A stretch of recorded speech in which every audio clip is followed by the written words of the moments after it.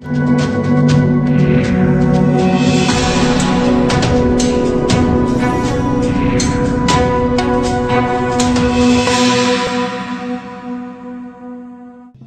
और चीन के बीच सीमा विवाद अभी पूरी तरह समाप्त नहीं हुआ और हाल ही में सामने आई कुछ सैटेलाइट तस्वीरों ने इसे लेकर चीन की मंशा पर सवाल खड़े कर दिए हैं। पूर्वी लद्दाख में भारत और चीन के बीच सीमा विवाद लंबे समय से चल रहा है और दोनों पक्षों के बीच इसे सुलझाने के लिए लगातार वार्ताएं हो रही हैं। बीते दिनों चीन के विदेश मंत्री वांग यी ने यह भी कहा था कि सीमा पर संघर्ष को दोनों देशों ने प्रभावी तरीके से नियंत्रण किया है। लेकिन अब कुछ सैटेलाइट तस्वीरें सामने आई हैं जो चीन की असलियत को बयां कर रही हैं।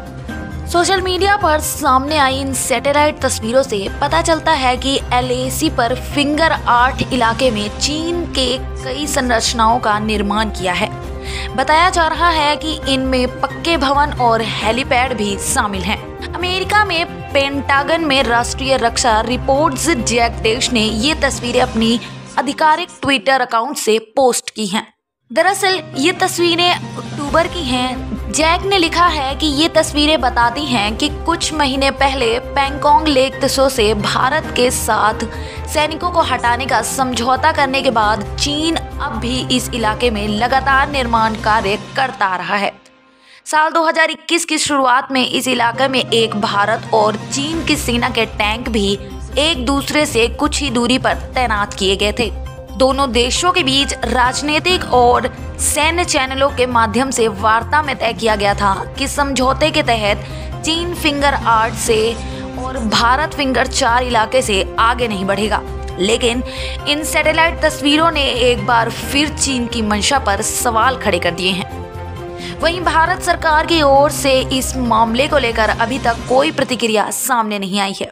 पूर्वी लद्दाख में दोनों देशों के बीच बनी सैन्य तनाव की स्थिति ने आपसी संबंधों का खासा तल्ख कर दिया है। दोनों पक्षों के बीच सीमा गतिरोध की स्थिति पिछले साल 5 मई को शुरू हुई थी, जब पैंगोंग त्सो झील इलाके में दोनों सेनाओं के बीच हिंसक संघर्ष हुआ था। इसके बाद दोनों ही पक्षों ने सीमा पर अपने जवान और हथियारों की तैनाती बढ़ा दी थी।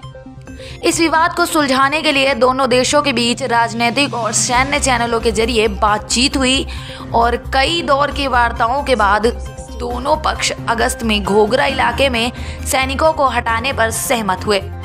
वहीं फरवरी में दोनों देशों के बीच पैंगोंग त्सो झील इलाके के उत्तरी और दक्षिणी किनारों से सैनिकों को हटाने की सहमति बनी थी।